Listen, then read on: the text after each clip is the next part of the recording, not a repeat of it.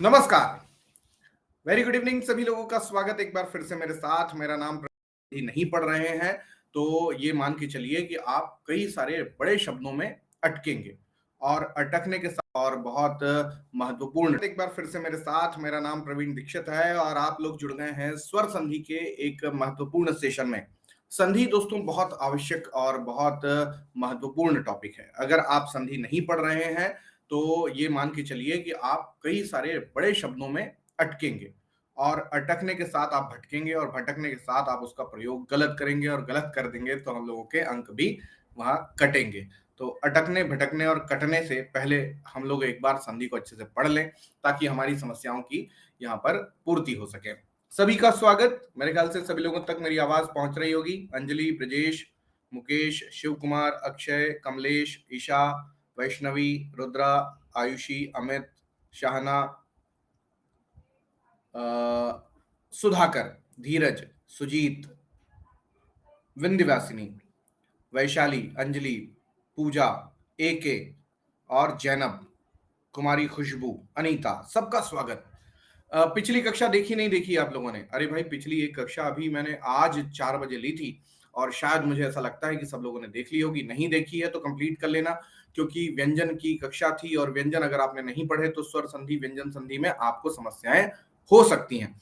वैसे तो स्वर अगर आपने अच्छे से पढ़ लिए थे, पहली क्लास अगर आपने अच्छे से पढ़ ली थी वर्णमाला में स्वर वाली, तो आपको समस्या स्वर संधि में तो नहीं होगी। मतलब आज की कक्षा में तो आपको समस्या नहीं होनी है। हाँ, ये बात तय है कि अगर आपको व्यंजन संधि पढ़नी है और व्यंजन संधि को अच्छे से पढ़ना है तो व्यंजन की क्लास पहले देख लीजिएगा।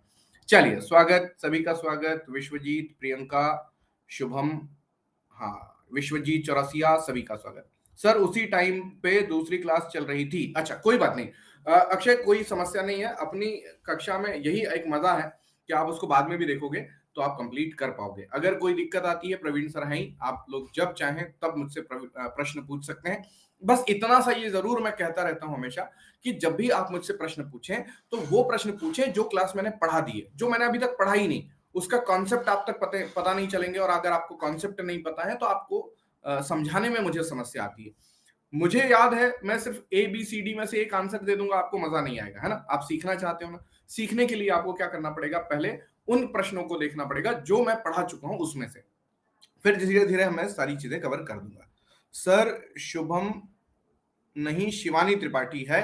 बैच लिए ना तो नाम ये हो गया। अरे कोई बात नहीं शिवानी, आपका भी स्वागत है ना? शुभम के नाम से शिवानी जो हमारी कक्षा में, उनका भी स्वागत। चलिए, मानवेंद्र, श्वेता, राहुल, आप सबका स्वागत है। चलिए शुरू करें फिर आज की कक्षा। संधि पढ़ने के लिए तैयार हैं सब लोग? सही सही बताओ। देखो, संधि जब तक आप मन से नहीं पढ़ोगे ना तब तक ऐसा लगेगा संधि में क्या पढ़ें। अच्छा, एक एक प्रश्न का उत्तर दे दो। मेरी बात सुनो, सब लोग सुनना। मेरे एक प्रश्न का उत्तर दे दो। क्या आपको संधि में समस्या आती है? क्या आपको समस्या संधि विच्छेद में आती है? क्या समस्या ये आती है कि संधि बड़ा बोरिंग टॉपिक है, समझ ही नहीं आता कि संधि कब कौन सी हो रही है? क्या ये प्रॉब्लम आती है? क्या क्या जब आपके सामने कोई शब्द आता है तो संधि से टूट नहीं पाता? या आप जब संधि विच्छेद करते हैं तो समझ नहीं आता कि संधि विच्छेद ऐसा ही क्यों हुआ? आता है क्या? स्वागत राहुल, नमिता, पूजा, सीमा, नीतू, आप सबका भी स्वागत। डॉली का भी स्वागत। हाँ, स्वागत स्वागत। कंफ्यूजन आता है, बिल्कुल सही है। नमिता ने एक बात बोली कि सर कंफ्यूजन आता है कि ये होगा कि ये होगा, है ना? यही होता है ना? हाँ ठीक है, कोई बात नहीं। आज की कक्षा से आपको ये समस्याएं कम होने लग जाएंगी, इस बात की मैं गारंटी देता हूं। बस अब आप लोग क्या करना, आप सिर्फ इतना ये करना कि जो मैं पढ़ा रहा हूं बस उसके ऊपर ध्यान देना।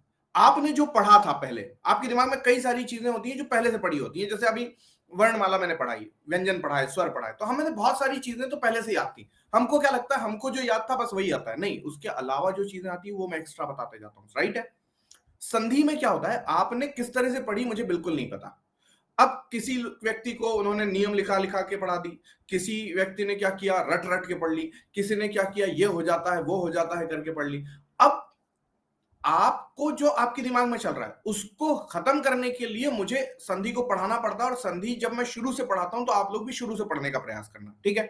मेरी बात समझ गए ना? आप बस ये मत करना कि जो आपने पढ़ रखा है उसको भी दिमाग में लेके रखो और जो मैं पढ़ा रहा हूं उसके अंदर भी आप कंफ्यूजन हो। तो दोनों तरफ से मिक्स करोगे तो मिक्सचर हो जाएगा, फिर मजा नहीं आएगा पढ़ने में। ठीक है, हाँ स्वागत। खुशबू, निर्भय सिंह ठाकुर, निर्भय सिंह आपका भी स्वागत। दिव्या, अनिल कुमार, पवन, सबका स्वागत। आ जाओ शुरू करते हैं आज की कक्षा, जबरदस्त कक्षा, संधि और संधि के प्रकार क्या होते हैं, कैसे होते हैं, क्यों होते हैं। ठीक है, चलो इस संधि को पढ़ाऊं उससे पहले आपको एक छोटी सी चीज और समझाता हूं। आ जाओ समझते हैं संधि का मामला कहां से शुरू हुआ। देखो होता क्या है बच्चा लोग कि जब हम, अब देखना है यहां पे मैं थोड़ा सा पीछे से पढ़ा रहा हूं, थोड़ा सा ध्यान देना बस मेरी बात पे। हमने एक चीज देखी है कि हम कई बार शब्द और पद में कंफ्यूज होते हैं। शब्द और पद, क्या अंतर होता है शब्द और पद में?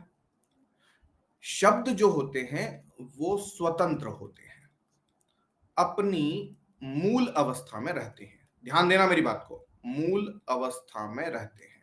हाँ कमलेश, क्या हो गया दोस्त? अरे आपको तो पहले ही मैं स्वागत कर दिया, आप कहाँ कहाँ रिस्पॉन्स में, कहाँ अटक गई गाड़ी? सर हिंदी पढ़े हुए 16 साल हो गए इसलिए सब भूल गया हूं। अरे अक्षय सर 16 साल तो नहीं पर 8 साल तो मुझे भी हो गए हैं पढ़ाते पढ़ाते, और मैं कई बार भूल जाता हूं। तो आप लोगों ने तो 16 साल पहले पढ़ी थी। सर ये क्लास यूपीएससी के लिए भी कवर होगा कि नहीं? अरे बिल्कुल होगा कमलेश। देखिए हिंदी एक ऐसा एक भाषा है पहली बात तो, और हिंदी जो है भाषा के अंतर्गत आप देखोगे तो भाषा यूपीएससी में भी पूछी जाती है, भाषा का एक प्रश्न पत्र होता है। अगर आप बायजूस एग्जाम प्रैप से जुड़े हैं और अगर आप यूपीएससी की भी क्लास ले रहे हैं तो हिंदी में ही पढ़ाता दिखूंगा आपको वहां पे। ठीक है, तो जो ये व्याकरण का पोर्शन है ये अपने आप में बहुत स्ट्रांग पोर्शन है। अगर आपने इसको कवर कर लिया तो आप समझ लो कि यूपीएससी चाहे यूपीपीएससी चाहे MPPSC, Bihar PSC, Rajasthan PSC, Chhattisgarh PSC, Jharkhand PSC, हर हर जगह जहां जहां हिंदी आती है वहां वहां आपको ये काम आएगी। अब मन में किसी का आता है सर प्री में आएगी या मेंस में आएगी। भाई अगर जिसने प्रीलिम्स की तैयारी की है, जिसमें जैसे यूपी हो गया, एमपी हो गया, यहाँ पे प्रीलिम्स में पूछते हैं हिंदी, तो हिंदी प्रीलिम्स में भी काम आएगी। बिहार में हिंदी नहीं पूछते हैं प्रीलिम्स में तो उनको सीधे मेंस में काम आएगी। जो लोग मेंस की तैयारी कर रहे हैं और पूछ रहे हैं कि सर हिंदी मेंस में काम आएगी, भाई आपके आंसर राइटिंग से लेकर आपके निबंध तक, निबंध से लेकर आपकी हिंदी की प्रश्न पत्र तक, हर जगह मेंस में हिंदी आती है। तो हिंदी तो काम की है ही, सब लोगों के काम की है। ठीक है, अभी स्पष्ट है ना सबको?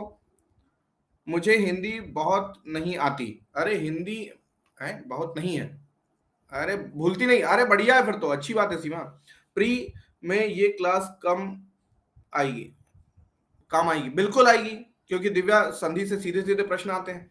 सर हिंदी का क्लास आज स्टार्ट हुआ है क्या? ना, आज स्टार्ट नहीं हुआ, आज तीसरी क्लास है। मतलब मैं आपको बता देता हूं, मैंने एक वर्णमाला से शुरू की है। वर्णमाला में पहले एक दिन पढ़ाया था स्वर।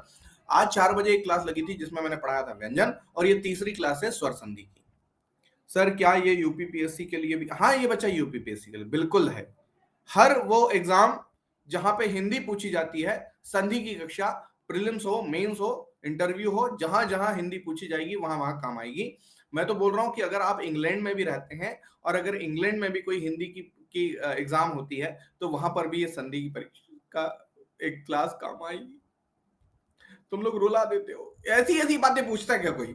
स्वागत है सबका, प्रतिमा और सेवा का भी स्वागत। करें शुरू करें फिर, सवा स्वागत है आपका।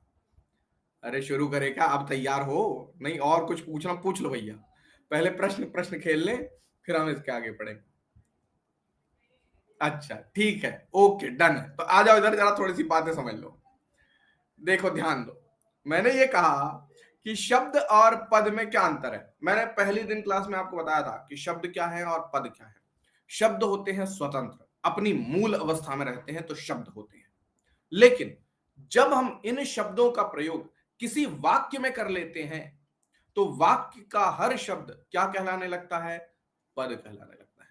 क्या बोलते हैं? वाक्य में प्रयुक्त शब्द पद कहलाते हैं। यह बात समझ में आई क्या? मैंने एक शब्द लिया लड़का, ये इसकी मूल अवस्था में है, लेकिन जब मैं इसको वाक्य में प्रयोग किया तो मैंने कहा लड़के ने खाना खाया। अब यहां पे ये जो लड़के शब्द है ये पद है, खाना पद है, खाया पद है, ने पद है। क्यों है ये सब पद? क्योंकि ये सब वाक्य का हिस्सा है। और ये जो वाक्य बना उसमें जो लड़का शब्द था ये मूल शब्द था, लेकिन जब ये लड़का शब्द इस वाक्य में प्रयोग हुआ तो इस ने कारक की वजह से इस लड़का से लड़के बन गया, क्योंकि यहां पर एक वचन ही है, पुल्लिंग है, लेकिन लड़का से लड़के शब्द का प्रयोग हमने किया, लड़के ने खाना खाया। तो यहां पर लड़का शब्द है, लड़के ने क्या है, पद है।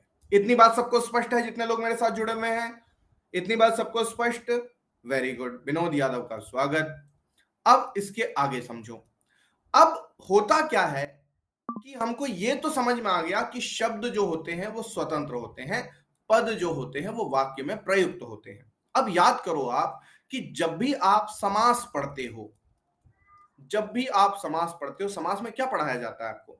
आपको यह कहा जाता है कि साहब पूर्व पद और उत्तर पद जब आपस में जुड़ते हैं तो एक सामासिक पद बनता है। बोलो हाँ कि ना, यही पढ़ा ना आप लोगों ने?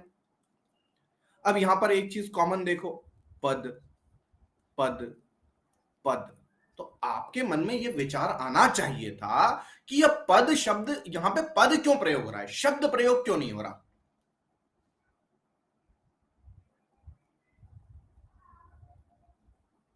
यहां पे शब्द क्यों नहीं वो लिखा हमने कि पूर्व शब्द और उत्तर शब्द आपस में जुड़कर सामासिक शब्द बनाते हैं, ऐसा क्यों नहीं लिखा? हमने पद शब्द का प्रयोग क्यों किया? पद क्यों कहा यहां पर? पद इसलिए कहा क्योंकि शब्द स्वतंत्र होते हैं और पद वाक्य में प्रयुक्त होते हैं। तो मतलब ये हुआ मेरे दोस्त कि अगर मैं एक वाक्य लिखूं,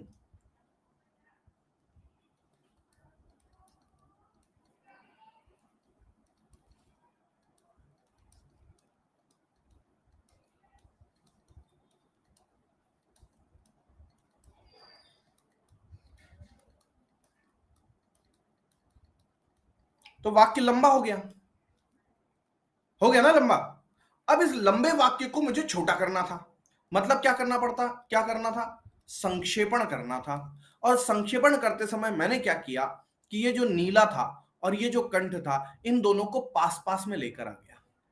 जब मैं इन दोनों शब्दों को पास पास में लेकर आता हूं तो समास बनता है, और यहां पर लिख सकते हैं नीलकंठ सभी को वरदान देते हैं।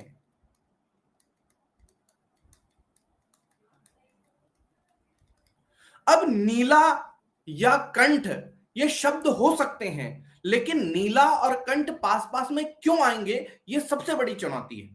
तो जबरन नीला और कंठ आपस में नहीं जुड़ेंगे। नीला और कंठ तब जुड़े जब नीला है जिनका कंठ वे, इसको हमको एक साथ बताना था। तो जब हम एक साथ बताने की प्रक्रिया में गुजरे तो हमने पूर्व पद और उत्तर पद को आपस में जोड़ा, और जोड़ते समय एक सामासिक पद बना, और इसी प्रक्रिया को हमने क्या कह दिया कि यह समास है।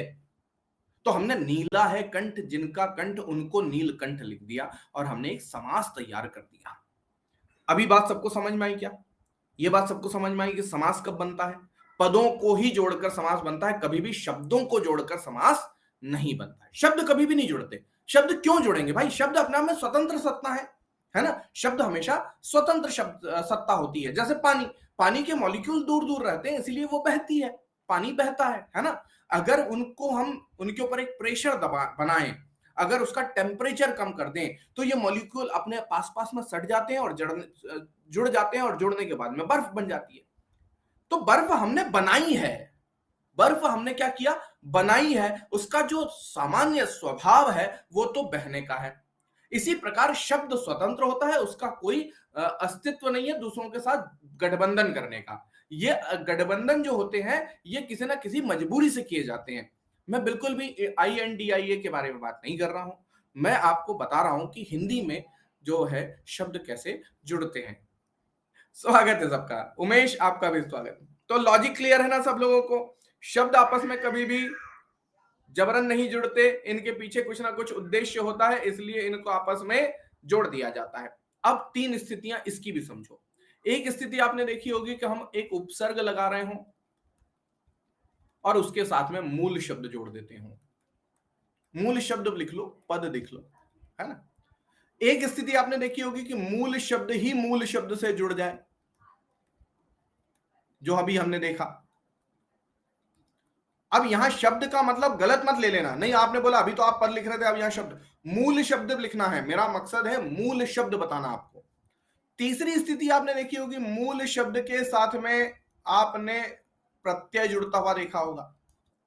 तो ये तीन स्थितियां आपने देखी होंगी अभी तक में, आज तक जितनी हिंदी पढ़ी होगी उसके अंदर ये तीन स्थितियां आपके सामने हमेशा आई होंगी कि एक तो उपसर्ग लगा होगा, या प्रत्यय लगा होगा, या दो मूल शब्द आपस में जुड़ गए होंगे। अब ये जब जुड़ते हैं ना, तो इसमें आखिर जुड़ता क्या है, आखिर जुड़ते समय क्या जुड़ जाता है। तो हमने देखा कि ये जो पूर्व पद है, ये पूर्व पद इतना बड़ा है मान लो, और इसके साथ में अगर आप जोड़ रहे हैं उत्तर पद, तो वो ऐसे जुड़ेगा।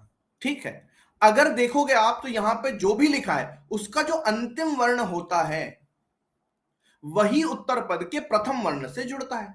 बोलो हां कि ना। अरे अगर देखोगे आप, जैसे अति, धन, अधिक, अब इसमें क्या जुड़ रहा है, यहां का ई जुड़ रहा है कि अति जुड़ रहा है, नहीं जुड़ रहा ना, सिर्फ ई जुड़ रहा है। और किससे जुड़ेगा, तो अ से जुड़ेगा, सही बात है। तो ई और अ आपस में जुड़ते हैं। ठीक, तो अगर आप देखो, मैंने सिर्फ उदाहरण बताने के लिए लिखा था, इधर मुझे जगह चाहिए इसलिए मैंने थोड़ा सा हटा दिया, ध्यान देना। जब पूर्व पद का अंतिम वर्ण और उत्तर पद का प्रथम वर्ण आपस में जुड़ते हैं, तो दो तरह की स्थितियां निर्माण करते हैं। कितनी तरह की स्थिति निर्मित करते हैं, दो तरह की। कौन कौन सी, एक ऐसी स्थिति जिसमें किसी प्रकार का विकार आ जाए, विकार का मतलब है परिवर्तन आ जाए, कुछ बदलाव हो जाए। दूसरी स्थिति जिसमें किसी प्रकार का विकार न रहे, मतलब अविकारी रहे, अपरिवर्तनशील रहे, किसी प्रकार का बदलाव न हो। अब इसको थोड़ा सा समझना पड़ेगा कि कब, उदाहरण समझाता हूं, आप जब तक उदाहरण देखोगे नहीं तब तक आप बात मानोगे नहीं। आओ समझो, उदाहरण नंबर 1, मैंने अभी अभी एक उदाहरण लिया आपसे, आपके सामने, अति धन अधिक, तो क्या बन जाएगा दोस्त, आप लोग बताओ क्या बनेगा। सर थोड़ा क्लियर लिखिए ताकि नोट्स भी बना लें। बच्चा ये इसको डाउनलोड कर लेना, अभी तो दिमाग में नोट्स बन जाए वो बड़ा काम है ना। जीवन भर नोट्स बना बना के कॉपियां रखने से कोई काम का नहीं, पहले दिमाग में बैठ जाए उसके बाद सब समझ आएगा। हाँ शाबाश, वेरी गुड, अत्यधिक बन गया, बहुत बढ़िया। अगर मैं यहां पर लिखूं अधि धन करण, मैंने तो अभी लिखा, बोला ही नहीं किसी को कि बनाओ नोट्स, बनाना है नोट्स, नोट्स बनाने बैठना है। तो फिर एक काम करते हैं, अपन लिखना पढ़ना सोचना बंद कर देते हैं, पहले नोट्स बना लेते हैं। नोट्स बनाना है क्या, कितने लोग हैं जो नोट्स बनाने के लिए बैठे हुए हैं, जल्दी से कमेंट करो ना, पहले मैसेज करो, पहले कमेंट करो, क्या सबको नोट्स बनाना है क्या। मैं नोट्स बनवा लेता हूँ, मेरा टेंशन ही खत्म हो जाए भाई।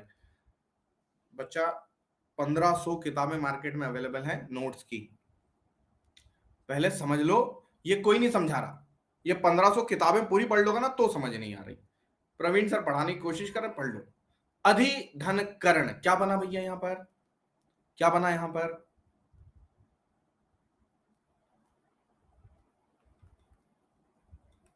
अधिकरण बन गया। नोटिस करो चीजों को, नोट करो। अति धन अधिक में ई का जब अ से मेल हुआ तो आपने य बना दिया, मतलब विकार आ गया, परिवर्तन आ गया, और इसी परिवर्तन को हम क्या कहते हैं,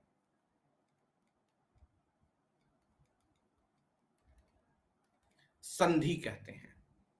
दूसरी तरफ की चीज समझो, अधि धन करण जोड़ते समय कोई परिवर्तन नहीं आया, अपरिवर्तनशील रहा, इस स्थिति को हम क्या कहते हैं, संयोग कहते हैं। तो अब मेरे ख्याल से सबके दिमाग में यह बात स्पष्ट हो गई होगी कि जब भी दो पद जुड़ते हैं तो क्या बनता है, समास बनता है। और समास जब बनता है तो दो स्थितियां बनती हैं, एक संधि की स्थिति, एक संयोग की स्थिति। संधि में क्या होता है, परिवर्तन आता है, विकार उत्पन्न होता है तो संधि कहलाती है। अगर विकार उत्पन्न ना हो, किसी तरह का परिवर्तन ना आए, तो उसको हम क्या कह देते हैं? संयोग कह देते हैं। क्या ये इतनी बात स्पष्ट है सब लोगों को? अभी तक की बात सबको स्पष्ट हुई कि नहीं हुई? सही सही बताओ, ताकि मैं आगे लेके चल सकूं आपको। क्या यहां तक की बात एकदम क्लियर है आपको? किसी को कोई परेशानी नहीं? एकदम स्पष्ट है सर, एकदम स्पष्ट। ठीक है, वेरी गुड, बहुत बढ़िया। प्रियंका को भी क्लियर है ये बात, वेरी गुड। अभी तक जो मैंने लिखा वो किसी काम का नहीं था, नोट्स बनाने के लिए आपके दिमाग में बैठ गया, ये ज्यादा जरूरी था। अब आता हूं संधि को की शुरुआत में। ये सब प्री रीड था। क्या था ये? प्री रीड्स, पढ़ने से पहले वाली जो पढ़ने वाली चीज थी वो थी। बाकी आपके नोट्स में अवेलेबल रहेगा ये, इसको मैं कहीं भी कुछ भी छेड़ नहीं रहा हूं, बाद में देख लेना। आ जाओ, बात कर रहे थे संधि की। तो संधि है क्या? अब आपको पता है, क्लियर है कि जब दो समीपवर्ती वर्ण पास पास आते हैं, तब उनमें जो विकार सहित मेल होता है उसे ही हम क्या कहते हैं? संधि कहते हैं। तो विकार होगा, यह बात तय है। विकार सहित मेल संधि कहलाता है। ठीक। संधि का विलोम शब्द क्या हो जाएगा? तो संधि का मतलब है जोड़ देना। सम धन धी, समधि, संधि। तो संधि का विलोम शब्द हो जाएगा विग्रह, तोड़ देना, बिखेर देना। ठीक। संधि मुख्यतः हमें तत्सम शब्दों में मिलती है। अब मन में यह आ जाएगा कि सर ये तत्सम शब्द ऐसा क्यों लिखा? अक्षय वर्ण बोल रहे हैं कि वर्ण और पद एक ही है क्या? ना, देखो तुम फिर मुझे है ना 1857 से चालू करवाते हो। मैं पढ़ाता हूं कि 1947 में हमारा देश आजाद हुआ, आजाद हुआ, आजाद हुआ। इतनी देर में तुम लोग बताते हो सर वो 1857 में क्या हुआ था। लाओ बताओ 1857 बताओ। ध्यान दो इधर, मैंने लिखा कमल फल खाता है। क्या लिखा है ये वाक्य है। अब इस कमल को मैं तोड़ सकता हूं क्या? बिल्कुल तोड़ सकता हूं। क म ल, फल को तोड़ सकता हूं क्या? बिल्कुल तोड़ सकता हूं। फ ल, खाता है को तोड़ सकता हूं क्या? बिल्कुल तोड़ सकता हूं। खा ता, है को तोड़ सकता हूं? नहीं है। ठीक है, इस क को मैं तोड़ सकता हूं क्या? क को तोड़ सकता हूं मैं? तोड़ सकता हूं। कैसे? ये तोड़ दिया मैंने।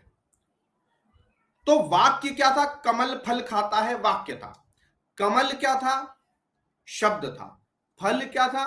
शब्द था या पद था, ऐसा समझ लो, पद था। पद क्यों था? क्योंकि ये वाक्य में। अगर इसको मैं कॉमन एकदम सेपरेट कर लूं तो कमल अपने आप में शब्द है। शब्द को जब मैंने तोड़ा तो ये अक्षर बन गए। ये क्या बने? अक्षर। और जब मैंने अक्षर को तोड़ा तो आपके सामने वर्ण बन गए। ये क्या है? ये व्यंजन है। ये क्या है? ये स्वर है। तो वर्ण ये होते हैं, ये वर्ण है। ये क्या है? ये अक्षर है। ये क्या है? ये शब्द है। और ये क्या है? ये वाक्य है। अभी स्पष्ट हो गया क्या? अभी स्पष्ट हो गया अक्षय? अरे सर धन्यवाद आपका। आइए वापस आ जाते हैं 1947 पे। मैंने ये कह रहा था दोस्तों कि संधि जो है मुख्यतः तत्सम शब्दों में होती है। अब तत्सम शब्दों से यहां पर तात्पर्य क्या है?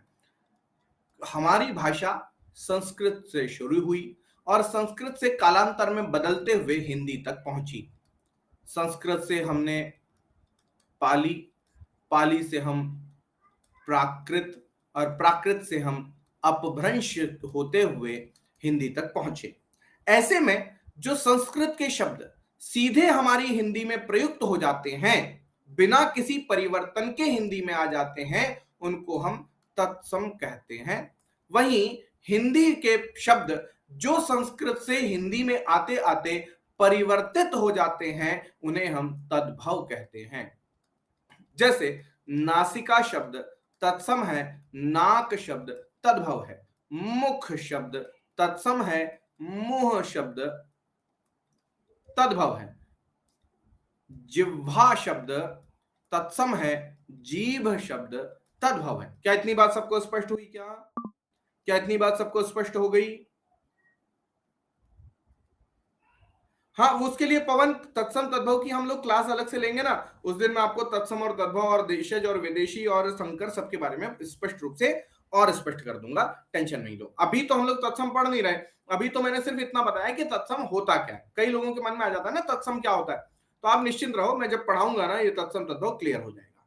चलिए, तो संधि अक्सर तत्सम में मिलती है, ऐसा क्यों लिख दिया? ऐसा इसलिए लिख दिया प्रभु कि ये जो संधि के नियम या संधि के प्रकार हमने देखे हैं, ये सब संस्कृत का ही हिस्सा है, संस्कृत की व्याकरण का ही हिस्सा आप पढ़ रहे हैं। बस यह है कि हम हिंदी में पढ़ रहे हैं, वरना ये संस्कृत में होती है।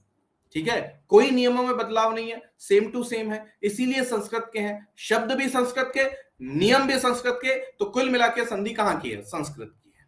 ठीक, अब संधि कितने प्रकार की, तो हम लोग जानते हैं स्वर संधि, व्यंजन संधि, विसर्ग संधि, 3 प्रकार की संधि होती है। स्वर संधि, व्यंजन संधि और विसर्ग संधि में अंतर क्या है ये देख लेते हैं। हाँ है बिल्कुल है डॉली। सबसे पहले तो ये समझो कि इनमें अंतर क्या है। स्वर संधि, व्यंजन संधि और विसर्ग संधि में अंतर क्या होता है? देखो, पहली स्वर संधि, जब स्वर का मेल स्वर से हो और स्वर में ही परिवर्तन आ जाए तो हम इसको कहते हैं स्वर संधि।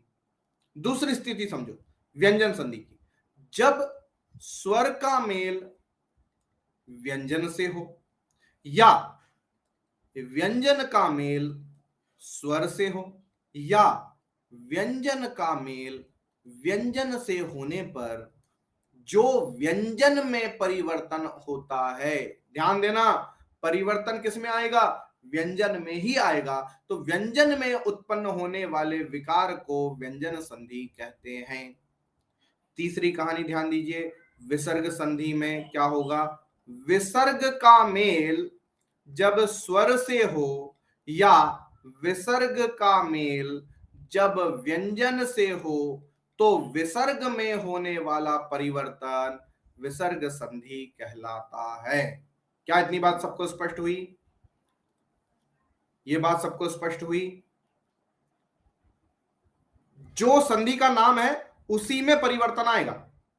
मतलब मान लो कि जैसे अगर स्वर और व्यंजन आपस में जुड़ रहे हैं और अगर स्वर में परिवर्तन आ रहा है तो वो स्वर संधि में आएगा, व्यंजन संधि में नहीं आएगा। स्वर और व्यंजन आपस में जुड़ेंगे और अगर व्यंजन में परिवर्तन आया तो व्यंजन में ही जाएगा, वो स्वर में कभी भी नहीं जाएगा। ये बात इतनी सी कहानी थी, समझने वाली कहानी थी।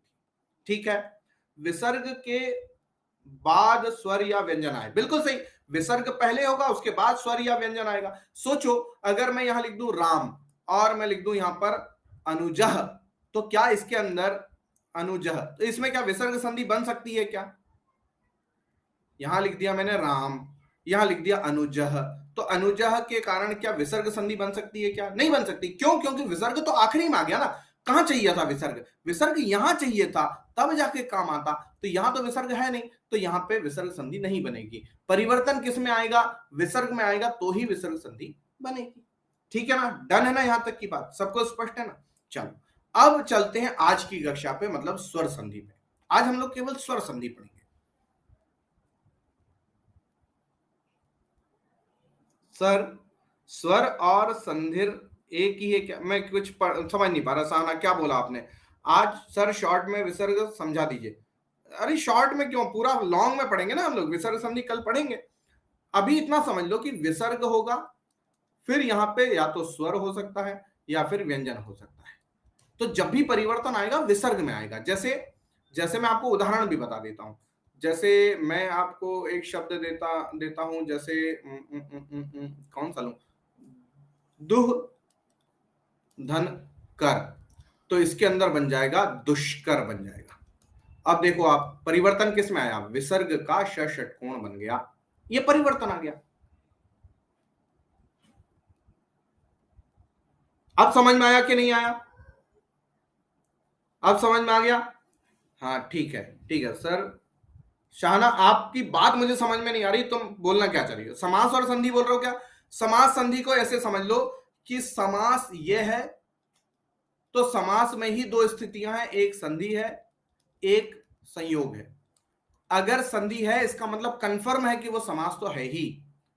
अगर समास है तो जरूरी नहीं कि वो संधि होगा, उसमें संयोग भी हो सकता है, संधि भी हो सकती है, लेकिन अगर कभी संधि पढ़ रहे हो तो इसका मतलब समास तो उसमें बनेगा ही बनेगा, ऐसा समझ लो। ठीक, डन। अब यहां तक स्पष्ट है। आधे घंटे तो यही बताने में लगा कि संधि आखिर में है क्या, और लोग कहते हैं कि जो है हमको सब आता है।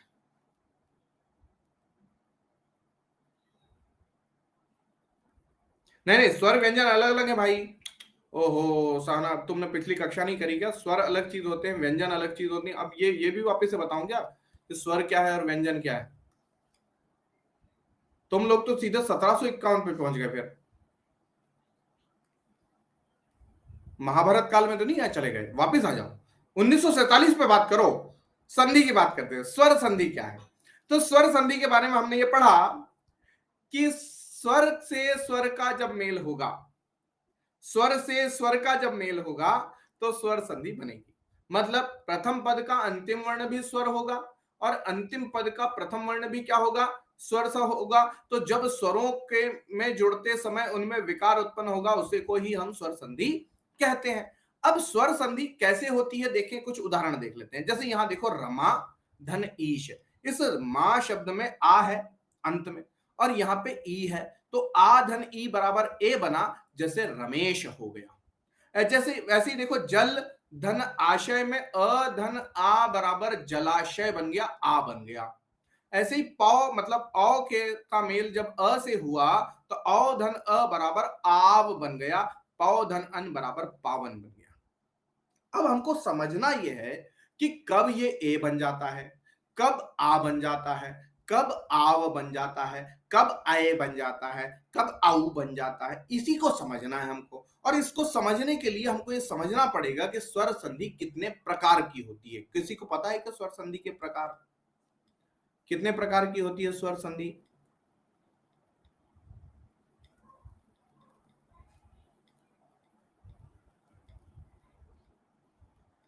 5 प्रकार की होती है, 6 नहीं होती। पहली कौन सी? दीर्घ, गुण, वृद्धि, यण, आयादि। आज के बाद आप ये चीज नहीं भूलेंगे, इस बात की गारंटी मैं ले रहा हूं। बस आप लोग सिर्फ चुपचाप बैठ के देखते चले जाओ, सुनते चले जाओ, समझते चले जाओ। तो दीर्घ, गुण, वृद्धि, यण, आयादि, ऐसे 5 प्रकार संधि स्वर संधि के होते हैं। अब इन 5 प्रकारों को एक एक करके समझना शुरू करते हैं, लेकिन उससे पहले आप लोग मुझे ये बताओ कि अगर अ का मेल अ से होता है तो क्या बनता है?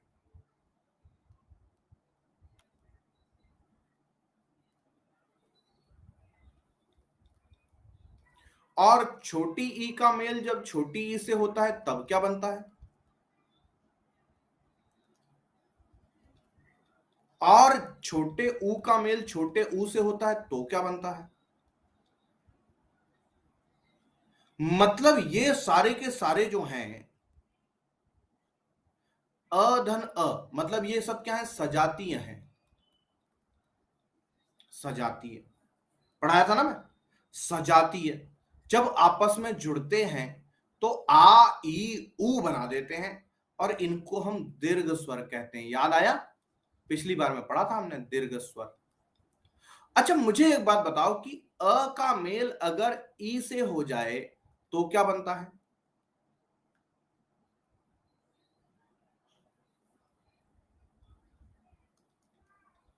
ए बनता है। और अगर अ का मेल अगर ए से हो जाए तो क्या बनता है? आय बनता है। अ का मेल अगर ऊ से हो जाए तो क्या बनता है? और अ का मेल अगर ओ से बन जाए तो क्या बनता है?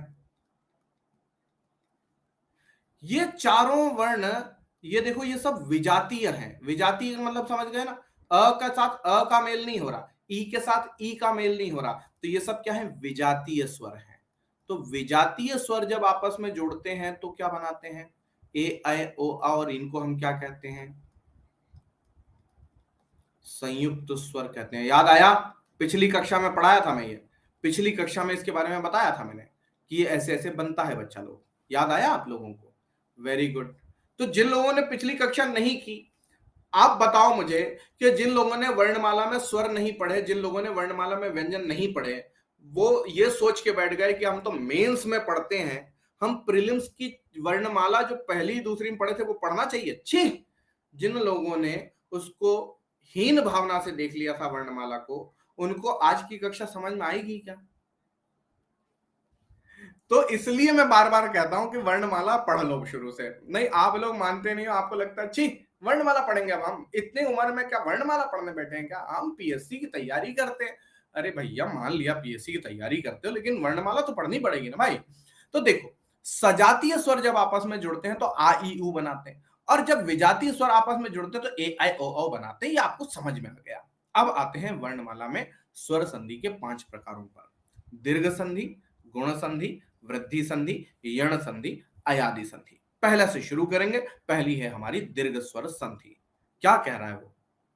कि जहां सजातीय स्वर जैसे अ आ के बाद आ जाए, ई के बाद ई आ जाए, उ के बाद उ आ जाए, तो हमको क्रमशः आ ई उ मिलता है। मतलब ये कि अ का मेल आ से हो जाए, आ का मेल अ से हो जाए, अ का मेल अ से हो जाए, या आ का मेल आ से हो जाए।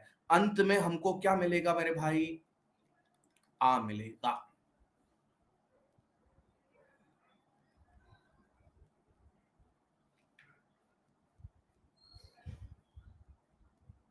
ठीक है, मेरी बात इतनी स्पष्ट हुई? आ जाता है समझ में। Very good Hariom. यहां तक की बात सबको स्पष्ट हो गई ना? इसी प्रकार से अगर मैं बोलूं कि छोटी ई हो या बड़ी ई हो, जब छोटी ई का मेल या बड़ी ई का मेल बनेगा तो हमको बड़ी ई ही प्राप्त होगी। मतलब या तो ये वाली मात्रा दिखेगी, या फिर ये वाली मात्रा दिखेगी, या फिर ये वाली मात्रा दिखेगी। और अगर यहीं से कहीं टूट रहा है शब्द, तो समझ जाना कि ये दीर्घ स्वर संधि का कमाल है। अब मेरी बात समझ में आई मैं क्या बताना चाह रहा था? भाई, अगर आपको आ की मात्रा दिखे, ई की मात्रा दिखे, ऊ की मात्रा दिखे, और यहीं से आपका शब्द टूटता हुआ महसूस हो जाए, तो समझ जाना कि ये दीर्घ स्वर संधि का ही कमाल था। जैसे मैं आपको उदाहरण बता रहा हूं, मतानुसार। अब उस मतानुसार के अंदर यहां से तो टूट नहीं रहा, शब्द टूटेगा क्या? मतानुस धन आर, ऐसा कुछ होता है क्या? नहीं होता। यहां पे छोटे ऊ से तो नहीं टूट रहा, नहीं टूट रहा, तो यहीं से टूटेगा, यहां से तोड़ा तो मत धन अनुसार बराबर मतानुसार। देखो, मत में अ था, अनुसार में अ था, अ धन अ बराबर आ बना। ये दीर्घ स्वर संधि है। बोलो, लॉजिक क्लियर हुआ? ये लॉजिक क्लियर हुआ? ऐसे ही नीचे देखो, परम धन अर्थ, अब ये यहां से ही टूटेगा, परमार्थ। तो अ धन अ बराबर आ बन गया। ये परमार्थ दीर्घ स्वर संधि की कहानी थी। आ जाओ, थोड़े से उदाहरण बता देता हूं एक एक करके। पहले देखो, मत धन अनुसार तो मतानुसार बना। यहां देखो, अ धन अ बराबर, यहां देखो आ बना, तो मत धन अनुसार मतानुसार। परम धन अर्थ परमार्थ, गीत धन अंजलि, तुम मुझे भूल जाओ, नहीं, गीत धन अंजलि बराबर गीतांजलि। यार, वो अंजलि शब्द सुनते ही मेरे अंदर से है ना सुनील शेट्टी बाहर आ जाता है। ठीक है, गीत धन अंजलि बराबर गीतांजलि। यहां देखो आ की मात्रा। तथा धन अपि, तथापि। रचना धन अवली, रचनावली। सीमा धन अंत, सीमांत।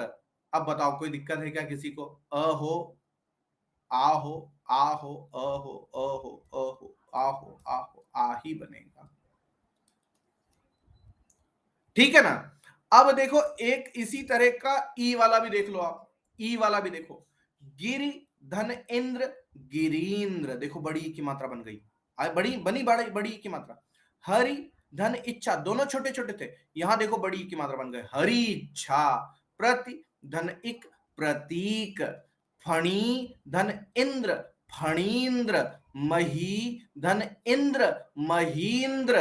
लक्ष्मी धन इच्छा बराबर लक्ष्मी इच्छा। मतलब कुल मिला के बड़ी ई बोले तो ये वाली मात्रा।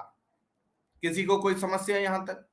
जरा ऊ वाला भी समझ लो, आ जाओ ऊ वाला समझो। गुरु, देखो याद करो, मैं पढ़ाया था, आज ही पढ़ाया था, र में छोटे ऊ की मात्रा। र में ऊ की मात्रा। गुरु धन उपदेश, यहां देखो तो जरा, गुरु उपदेश, बड़ा हो गई, बड़ा ऊ हो गया, छोटा ऊ धन छोटा ऊ। यहां देखो लघु धन उत्तम, लघु उत्तम।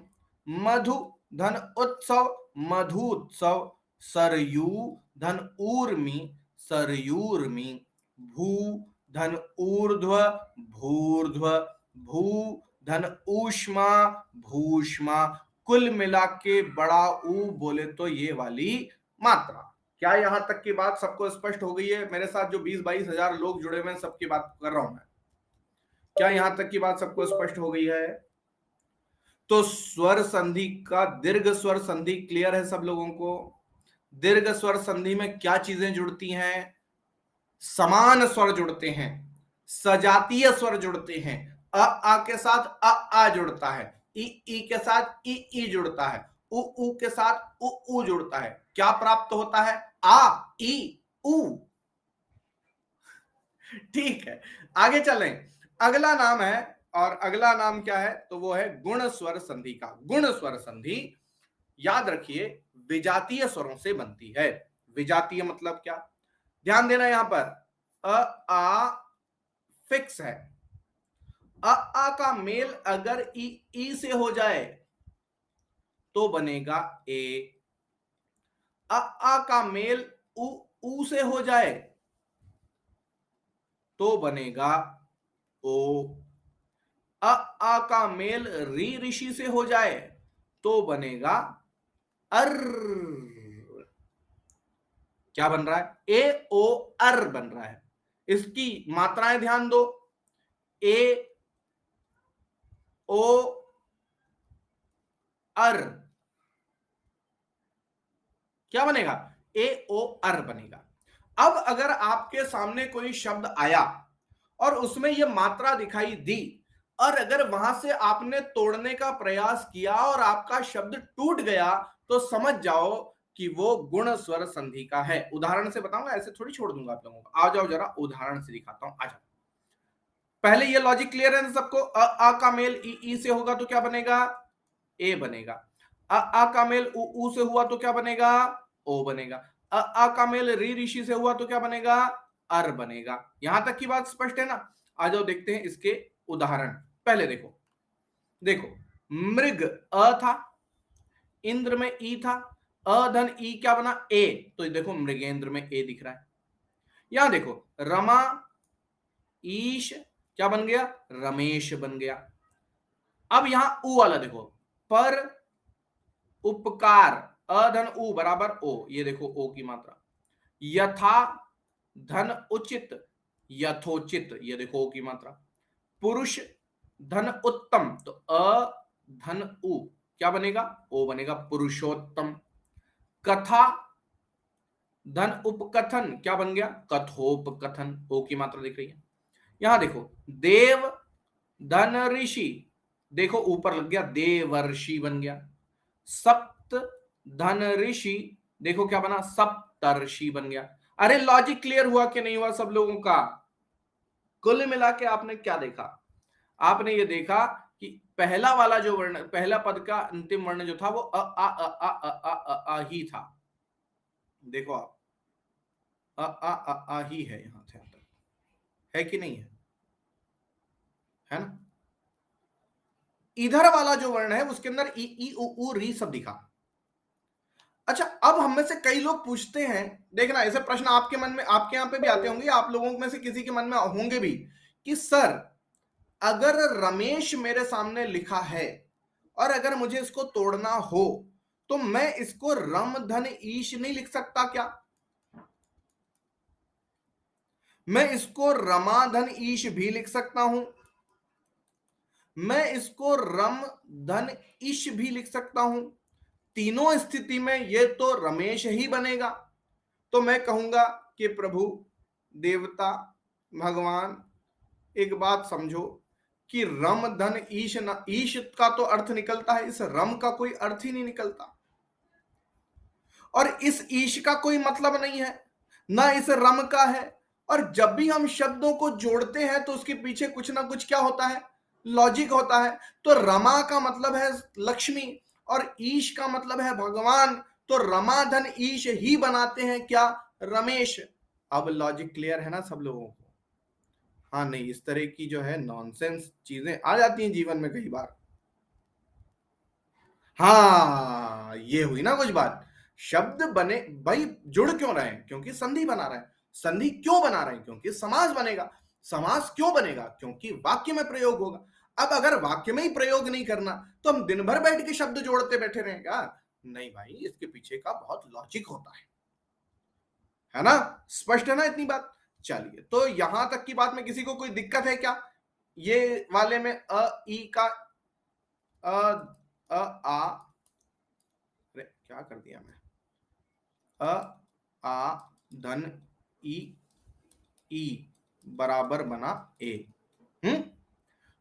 यहां से लेकर यहां तक में अ आ धन उ बराबर बना ओ, और यहां से यहां तक में अ आ धन री बराबर बना अर। अब हम में से किसी किसी के दिमाग में यह आ रहा होगा कि सर ये ऋषि से ये बना कैसे? किसी के मन में आ रहा है क्या? या आगे चल दूं? अच्छा आप लोग बताओ, आप बोलोगे आगे चल दो तो मैं आगे चल दूंगा, आप बोलोगे समझा दो तो मैं फिर समझा दूंगा। बता दूं? समझा देना? चलो आओ जरा अच्छा समझ लेते हैं। देखो ध्यान देना मेरी बात को, थोड़ा सा ध्यान देना। देखो यहां पे मैंने लिखा देव। इस देव को अगर मैं तोड़ देता हूं तो देखना कैसे तोड़ेगा भला, पता है? ये आधा द, ये ए, ये आधा व, और ये अ। ये ऐसे लिखूंगा ना देव। अरे भाई इसको क्या कहते हैं? वर्ण विश्लेषण कहते हैं। क्या कहते हैं? वर्ण विश्लेषण। और इसके आगे क्या है? देव के बाद में ऋषि है, ऋषि, है ना? तो ऋषि को कैसे लिखूंगा? रि,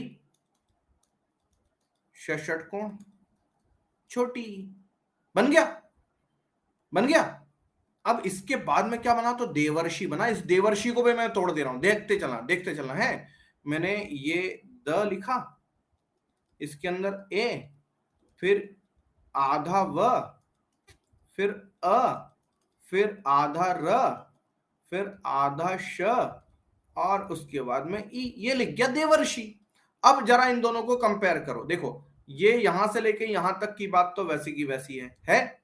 यहां से लेके यहां तक की बात भी वैसी की वैसी है। अंतर क्या आया? इन दोनों का अंतर आया। किससे बने थे ये? इससे और इससे। तो ये वाला और ये वाला जब आपस में जुड़े तो क्या बनाए? अर बनाए कि नहीं बनाए? अब बताओ मैंने गलत पढ़ाया क्या आप लोगों को? नहीं पढ़ाया ना? आप समझ में आया कि नहीं आया ये? तो ये जब री ऋषि खत्म होता है तो कहां चढ़ जाता है? ऊपर चढ़ जाता है। डन? इतनी बात सबको समझ में आ गई? हाँ, शबाना सिद्दीकी का भी स्वागत हमारी कक्षा में। आइए आगे चलते हैं दोस्तों, इसके आगे की कथा पढ़ते हैं। और ये जो अगली कथा है वो कथा है वृद्धि स्वर संधि की। वृद्धि क्या कहती है? वृद्धि का मतलब होता है बढ़ जाना।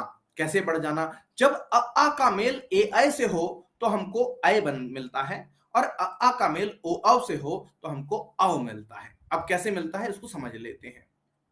अ और आ का मेल जब ए या अय से होगा तो हमको अल्टीमेटली अय प्राप्त होगा। मतलब दो मात्राएं दिखेंगी। और वैसे ही अ आ का मेल जब ओ या आओ से होगा तो हमको आओ प्राप्त होगा। मतलब कि यहां पर भी हमको दो मात्राएं दिखेंगी, दो झंडे दिखेंगे। दो झंडे दिख जाएंगे तो हम बोल देंगे कि वृद्धि स्वर संधि बन गई है। किसी को दिक्कत? अरे देखो यहां पे वसुधा धन एव वसुधैव, स्व धन ऐच्छिक स्वैच्छिक, मत धन ऐक्य मतैक्य, हित धन एशी हितैषी, परम औदार्य परमौदार्य, जल धन ओध जलौध, महा धन ऐश्वर्य बराबर महेश्वर्य। तो कुल मिला के हमेशा एक बात ध्यान रखना है कि अ आ तो अपनी जगह पे फिक्स है। इसके आगे कहानी या तो ए या आई की बनेगी, ओ या औ की बनेगी। तो हमारे सामने या तो अय मिलेगा या फिर औ मिलेगा। अब यहां तक किसी को कोई दिक्कत? यहां तक की बात सबको स्पष्ट? आगे चलूं? वृद्धि स्वर संधि क्लियर हुई सब लोगों को? वृद्धि स्वर संधि सबको क्लियर? नहीं यार, यार देखो मैं इतने तो मेहनत, अच्छा चलो एक बात बताओ, नहीं नहीं मैं आगे पढ़ा ही नहीं रहा ना, आगे मैं पढ़ा नहीं रहा, नहीं नहीं नहीं, मुझे एक बात बताओ, मैं रिपीट किसके लिए कर रहा हूं? मेरे लिए रिपीट कर रहा? आप लोगों के जो प्रश्न आए उसको आंसर किसने करा? नहीं करना था? जो प्रश्न आपने पूछे उसको रिपीट, उसको आंसर किसने किया? उसके बाद में अगर मुझे 4.5 मिलेगा तो मैं आगे पढ़ाऊंगा आप लोगों को। मुझे फीडबैक मिला 4.5, मुझे पढ़ाना चाहिए आगे। मैं क्यों करा इतना सब कुछ, क्यों किया? मुझे आसान तरीके से पढ़ाना नहीं आता था, मैं सीधे सीधे शब्द करवा देता, खत्म कर देता। फिर आप लोग उलझते रहते, आप जीवन भर बोलते कि हाँ प्रवीण सर ने पढ़ाया तो था, हमको समझ में नहीं आया। मैं इतनी मेहनत किसके लिए कर रहा, मेरे लिए कर रहा क्या? तो मुझे 4.5 कैसे मिल गए? मैं पढ़ा ही नहीं रहा ना, मेहनत। अच्छा मुझे यही तो चीज समझ नहीं आती कि भाई पढ़ाया किसने, किसको? आपको। प्रश्न किसने पूछे? आप लोगों ने। क्या मुझे बाकी सबको प्रश्न के उत्तर नहीं देने थे? नहीं ना, सबको देने थे ना। मतलब अब इससे ज्यादा मेहनत क्या करे प्रवीण सर, आप बताओ खुद। नहीं अरे नहीं, मैं सब पे प्रश्न चिन्ह नहीं लगा, आप खुद बताओ। अच्छा चलो आप मेरी जगह होते तो क्या मैं उत्तर नहीं देता क्या? क्या मैं उत्तर नहीं देता क्या? क्या आप मेरी जगह पे होते तो आप उत्तर देते कि नहीं देते? देते ना। मैंने भी सबके उत्तर दिए ना, हर एक प्रश्न जिस जिसने पूछा उस उसको उत्तर दिए ना मैंने। तो मुझे 4.5 कैसे मिला? अगर मैं ऊपर से पढ़ा के निकल जाता बच्चा, तो आपको नुकसान होता कि नहीं होता? नुकसान किसका था? अगर आपके प्रश्नों का उत्तर, आपके प्रश्नों का उत्तर अगर मैं नहीं देता, तो आपका वो मोरल हमेशा बना रहता। नहीं मुझे नहीं नहीं फर्क नहीं पड़ रहा मुझे वाकई। तो एक बात बताओ, आप लोग मुझे 4.4 भी दे दोगे, मैं 0 भी दे दोगे ना, मुझे फर्क नहीं पड़ रहा। लेकिन बात कहां बन जाती है पता है? मेरा मन ये रहता है कि मैं, मेरे साथ अगर 20,000 लोग जुड़े हैं तो 20,000 लोगों को एक एक बात स्पष्ट कर दूं।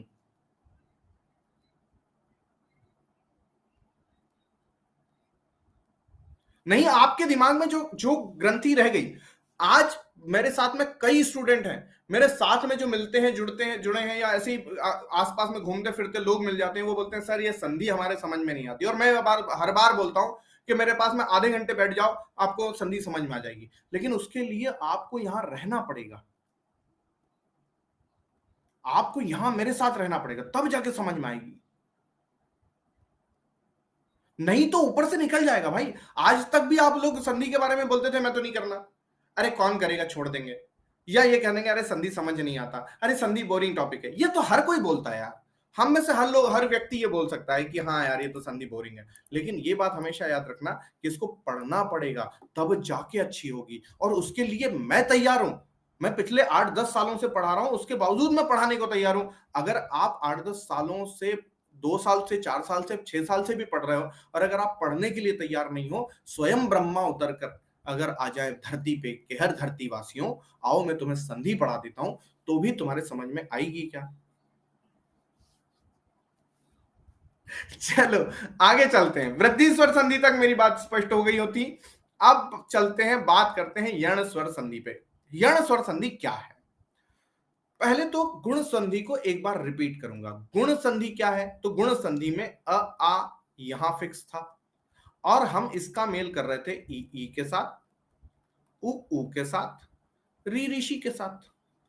है, अब उल्टा करेंगे, इस उ को पहले लेके आ जाएंगे। मतलब अब बात यह होगी कि ई उ ऋषि, इनका मेल यदि अन्य स्वर, यानी कि विजातीय स्वर, अन्य स्वर मतलब किसी भी स्वर, लेकिन विजातीय होगा, ठीक है? अगर हो जाए तो क्या बनेगा? य व र। कैसे बनेगा, उदाहरण से समझो। ये आसान चीज है नहीं है, ये तो हमेशा फंसेगी कहानी कहानी। क्योंकि जिसने नहीं पढ़ा, जिसने समझा नहीं, जिन बारीकियों पे मैं समझा रहा हूं, अगर वो नहीं समझा तो आप जीवन भर पछते रहो, आपको समझ में नहीं आएगी। आ जाओ, देखो मैं उन बारीकियों को फिर से यहां पर एक्सप्लेन करता हूं। ध्यान देना, देखो यहां पर यण संधि में सबसे ज्यादा लोग अटकते हैं, इस यण संधि में अधिकतर लोग फंस जाते हैं, इसको हर कोई नहीं क्लियर कर पाता, इसको समझ लेना मेरी बात को। अगर ई का मेल किसी अन्य स्वर से हो, अब अन्य स्वर में क्या हो सकता है, अन्य स्वर के अंदर विजातीय होगा। विजातीय का मतलब समझो, अगर ई का मेल अगर ई से ही हो जाएगा तो ये तो सजातीय हो जाएंगे ना, सजातीय हो जाएंगे तो बड़ी ई मिल जाएगा, ये तो हो ही नहीं सकता। तो ये वाला तो कॉन्सेप्ट ही क्लियर है। अब ई के अलावा कुछ भी हो सकता है, जैसे आ हो सकता है, उ हो सकता है, कुछ भी हो सकता है। इनका मेल जब भी ई के सामने आएगा तो ई को ये य में बदल देगा। उदाहरण देखो, नी धन ऊन, तो इस ई का क्या बना, इस ई का क्या बन गया, इसका य बन गया, न्यून बन गया। उदाहरण से और स्पष्ट कर देता हूं, रुक जाओ एक सेकंड। देखो एक बार फिर से मैं बता रहा हूं, बहुत स्पष्ट तरीके से समझा रहा हूं, इससे अच्छा आपको, हाँ ये सबसे ज्यादा हम करेगी नमिता, यहीं से कंफ्यूजन होता है, ठीक है, यहीं से समस्याएं आती है। देखना यहां पे अगर मैंने लिखा नी, तो नी को मैं ऐसे लिख सकता हूं क्या, मैं ऐसे लिख सकता हूं क्या नी को, आपस में बातें नहीं, प्रियंका इधर ध्यान दो बच्चा, इसको नी को ऐसे लिख सकता हूं। अच्छा ऊन को मैं कैसे लिख सकता हूं, ऊन को मैं ऐसे लिख सकता हूं क्या,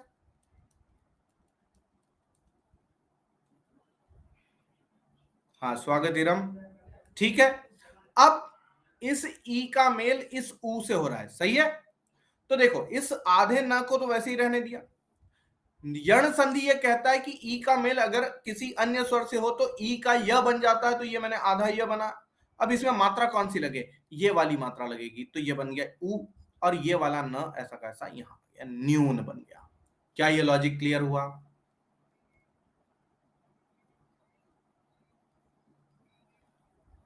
एक और देखो, ये लिखा मैंने वी, तो ये आधा व और ये ई, है ना।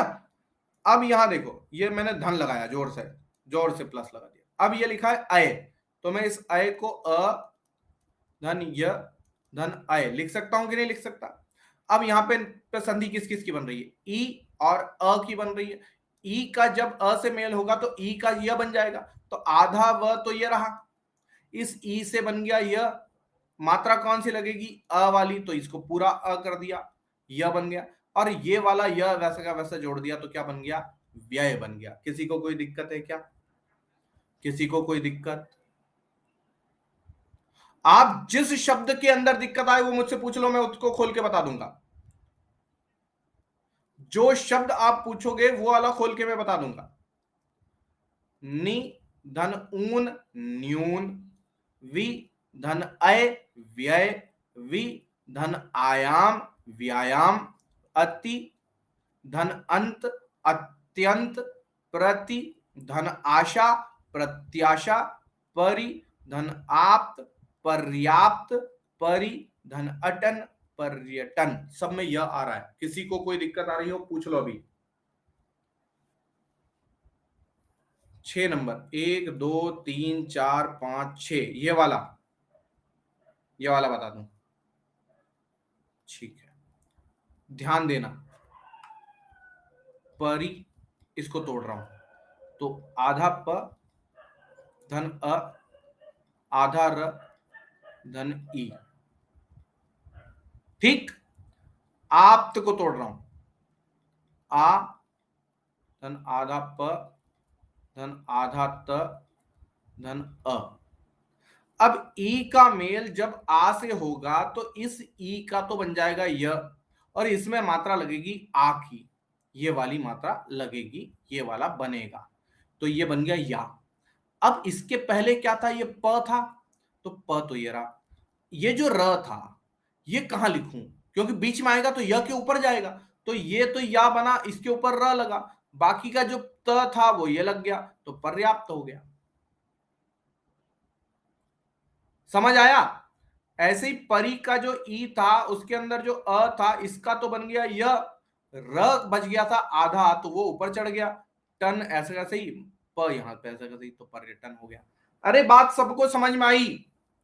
पर्यटन कैसे बना, पर्याप्त कैसे बना, शाबाश। तो यहां से लेके यहां तक का कॉन्सेप्ट पढ़ा यह वाला था। इतने सारे आपको नियम, इतने सारे मैंने उदाहरण दे दिए। ये सारे उदाहरण इसलिए आपको मिले हैं ताकि आप ज्यादा से ज्यादा सीख सको। ये सारे के सारे वो शब्द हैं जो परीक्षा में आ चुके हैं, जैसे प्रत्याशा कई बार परीक्षा में आया है, पर्यटन कई बार परीक्षा में आया है, व्यायाम कई बार परीक्षा में आया है, न्यून कई बार परीक्षा में आया है, यूपी, एमपी, राजस्थान, बिहार, छत्तीसगढ़ बहुत बार पूछा है, इसलिए ये शब्द रिपीट कर दिए, यहां से आप सीख जाओगे। ठीक है, अगला देखो, सुधन आगत। अब यहां पर ऊ का मेल जब आ से हुआ तो ऊ का तो बन गया व के साथ में आ की मात्रा लग गई तो ये बन गया वा, आधा स था तो स्वागत, ये बन गया स्वागत। ऐसे ही यहां देखो, अनु में ऊ था, ऊ का जब मेल हुआ तो व बनेगा, व के साथ ए की मात्रा लगेगी ये वाली, तो वे बना। आधा न जुड़ा तो अन्वे, और ये आखिरी का शक, अन्वेषक। गुरु धन ओदन, गुरुवोदन। अनुधन आय, आय नहीं है, अय है। ऊ का मेल जब अ से होगा तो व बनेगा, तो अन्वय बना, अन्वय। अगर आ होता तो अन्वाय बनता। सु धन अस्ति, स्वस्ति। तो कुल मिला के हमको ये समझ में आया कि यह हो, वह हो, इसके साथ कहीं ना कहीं आधा अक्षर जुड़ा हुआ दिखेगा हमको। अगर ये जुड़ा हुआ दिख जाए तो हम समझ सकते हैं यह वह के साथ अगर आधा अक्षर कोई जुड़ता हुआ दिख जाए तो हम समझ जाएंगे कि यह यण स्वर संधि बनाता है। यहां तक की बात सबको स्पष्ट हो गई हो तो जल्दी से अंगूठा दिखा दो, मुस्किया दो, आगे चले। यहां तक की बात स्पष्ट हो गई हो तो जल्दी से कमेंट करो ताकि आगे बढ़ सकें। बस 4 लोगों को समझ में आया, 5 लोगों को।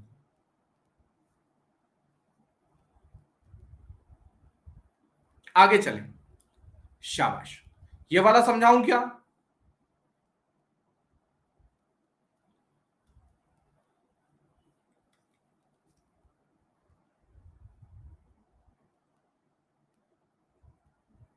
हाँ, सब मुस्किया दो, दांत दिखा दो, सब दांत निपोर लो जरा जल्दी से।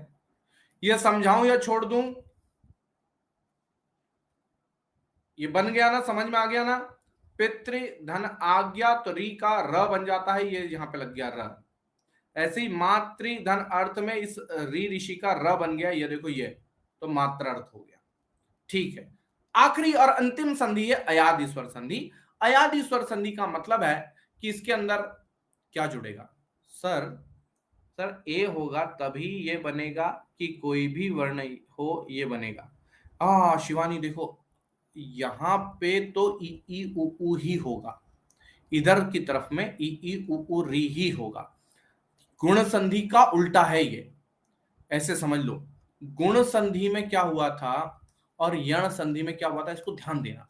गुण संधि में अ आ इधर था, इसका मेल ई से हुआ, मतलब विजातीय था। अ आ का मेल अगर उ से हुआ तो यहां पे अ आ का मेल अगर री ऋषि से हुआ तो यहां पे इनमें हमेशा ए बना, ओ बना, अर बना। मतलब या तो ऐसी मात्रा दिखी या फिर ऐसी मात्रा दिखी या फिर ऐसी मात्रा दिखी। यण संधि में ये वाला कॉन्सेप्ट स्वैप कर गया। कैसे कर गया स्वैप? कैसे? मतलब पहले ई या उ या री ऋषि, इसके अलावा इधर तब में कुछ भी हो सकता है, अन्य स्वर। अन्य स्वर मतलब विजातीय। ई का ई तो फिर दीर्घ संधि में चला जाएगा, उ का उ तो दीर्घ संधि में चला जाएगा, उधर तो लेके ही नहीं जाना है ना, तो इधर ही रहने। तो अन्य स्वर, अन्य स्वर में ई का बनेगा य, उ का बनेगा व, री ऋषि का बनेगा र। ये कॉन्सेप्ट है। ठीक है, आपने जो प्रश्न पूछा उसका उत्तर मिल गया। यहां पे कोई भी हो सकता है, अन्य स्वर का मतलब कोई भी मतलब ई के साथ ई छोड़ के कुछ भी आ जाए, आ जाए, उ आ जाए, ए आए, ओ आओ, कुछ भी आ जाए। उ अगर है इस तरफ तो उ को छोड़ के आ ई ए आए, ओ आओ, कुछ भी आ सकता है। री ऋषि अगर यहां है और इधर कुछ भी है, कुछ भी का मतलब आ ई उ ए आए, ओ आओ, कुछ भी आ जाए। री ऋषि का र बनेगा ही बनेगा। अब समझ में आया कि नहीं शिवानी को? शिवानी को अब समझ में आ गया? शिवानी जल्दी से कमेंट करो फटाफट से, स्पष्ट हुआ कि नहीं हुआ मामला? आ गया सर, चलो। अब आखिरी कहानी है अयाद ईश्वर संधि, आसान एकदम लड्डू मामला। देखो ध्यान देना, ए आए ओ आओ, इनका मेल जब भी किसी अन्य स्वर से होगा, ध्यान देना मेरी बात को, अन्य स्वर से होगा तो क्या बनेगा? यहां पे बनेगा आए, यहां बनेगा आए, यहां पे बनेगा आओ, यहां पे बनेगा आओ। मतलब अमिताभ बच्चन के साथ शक्ति कपूर फ्री। अरे नहीं, मजाक कर रहा था। देखो ध्यान देंगे, ए का क्या बन जाएगा? आए। आए का क्या बन जाएगा? आए। ओ का क्या बन जाएगा? आओ। आओ का क्या बन जाएगा? आओ। उदाहरण से समझे है ना, ऐसे तो समझ में नहीं आएगा।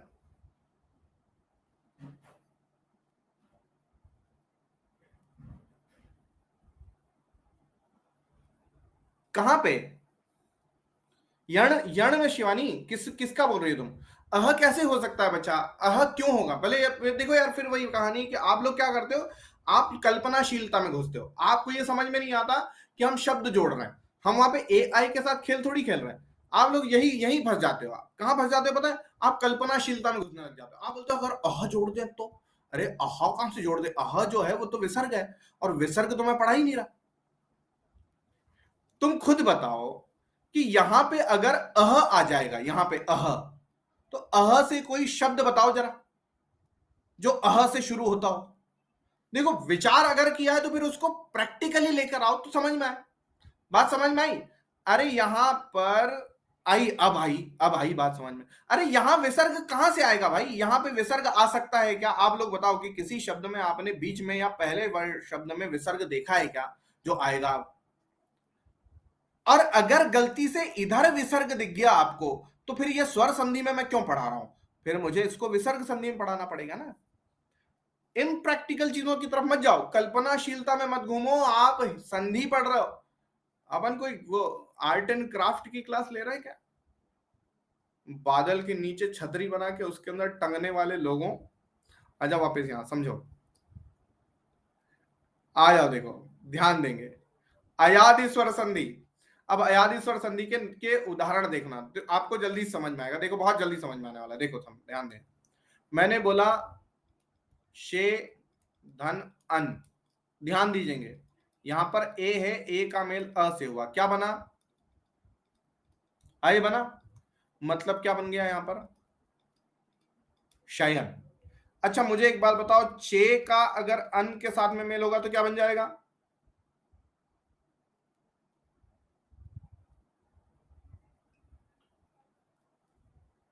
हाँ शाबाश, चयन।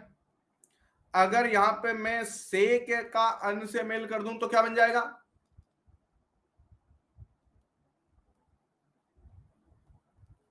सयन, है ना? अगर मैं गे का अन से मेल कर दूं तो क्या बन जाएगा? गयन। मैं का अन से मेल कर दूं तो क्या बन जाएगा? मयन। हाँ कि ना? हाँ, सबको समझ में आ गई इतनी कहानी? ऐसे ऐसे आप तुकबंदी करवा लो सबसे, सब शेर और शायरी करना सीख जाते हैं इतनी देर में। तो आ जाओ वापिस, इसके अंदर थोड़ा सा परिवर्तन करते हैं। देखो ध्यान देना मेरी बात, अगर मैं यहां पर दो मात्रा कर दूं, शय, शय कर दूं, अगर मैं यहां पे शय, तो यहां पे आय बन जाएगा ना? तो यहां लिखा शय धन अन बराबर क्या हो गया? शायन। यहां पे चय धन अन बराबर क्या हो जाएगा? चायन। सय धन अन बराबर क्या हो जाएगा? सायन। गए धन अन बराबर क्या हो जाएगा? गायन। मैं धन अन बराबर क्या हो जाएगा? मायन। बोलो किसी को कोई समस्या यहां तक में?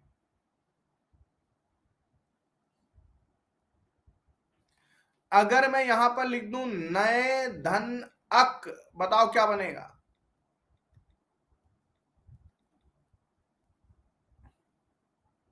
अरे गजब कर दिया सर, आप लोगों ने तो नायक बन गया। और अगर मैंने यहां पर गए धन अक कर दिया तो बताओ क्या बनेगा?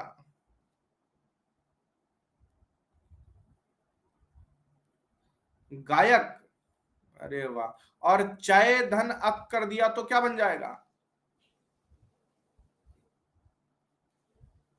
चायक। अरे वाह, आप तो सीख गए, तो ये तो सीख गए आप लोग।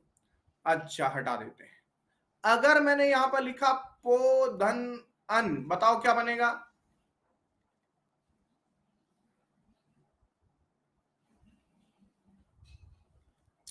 पवन बनेगा। अगर मैंने यहां पर लिखा भो धन अन, क्या बनेगा? भवन बन गया, है ना? और अगर मैं यहां दो मात्रा कर दूं तो पौ धन अन, तो अब क्या बन जाएगा? पावन हो जाएगा। और अगर मैं यहां पे दो मात्रा कर दूं भाव धन अन, तो क्या बन जाएगा? भावन बन जाएगा। यार आप लोग सीख गए क्या ये सब कहानी? इतनी जल्दी कैसे समझ में आ गई आप लोगों को?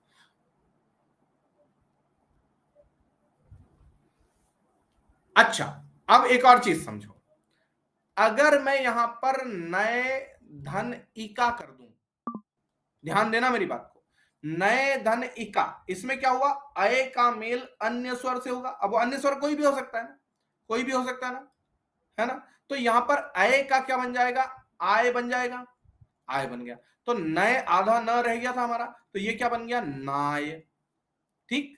अब इधर क्या है? इका है, तो इस ई का मेल इस पे होगा तो क्या बन जाएगा? नायिका बन जाएगा। ये लॉजिक क्लियर है कि नहीं सब लोगों को? ये भी लॉजिक क्लियर हुआ। अच्छा, अब यहां पर देखो, नौ धन इक जोड़ा में है, इक जोड़ा, तो इस औ का मेल अगर किसी अन्य स्वर से होगा तो क्या बनेगा? आप लोग जानते हो कि इससे जो है वो आव बनता है, तो यहां पे नाव तो बन गया। अब इस इक को जोड़ना पड़ेगा ना, तो ई की मात्रा लगेगी, तो ये क्या बन जाएगा? नाविक हो जाएगा। अब लॉजिक क्लियर है क्या? नाविक समझ में आया क्या? आया सर, समझ में आया, आया सब लोगों को आया। अच्छा, एक और चीज देखो, इसको भी हटा दिया मैं। अब मैं यहां पर अगर लिखूं भाव धन उक, बताओ क्या बनेगा?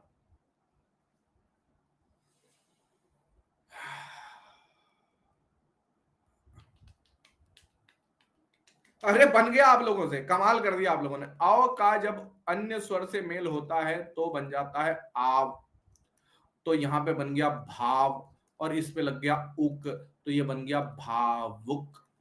गजब, गजब। मैं हो गया था थोड़ी देर पहले, जब आप लोगों ने 4.5 दे दिया था ना, तो मैं हो गया था। ठीक है, यहां तक की बात सबको समझ में आई?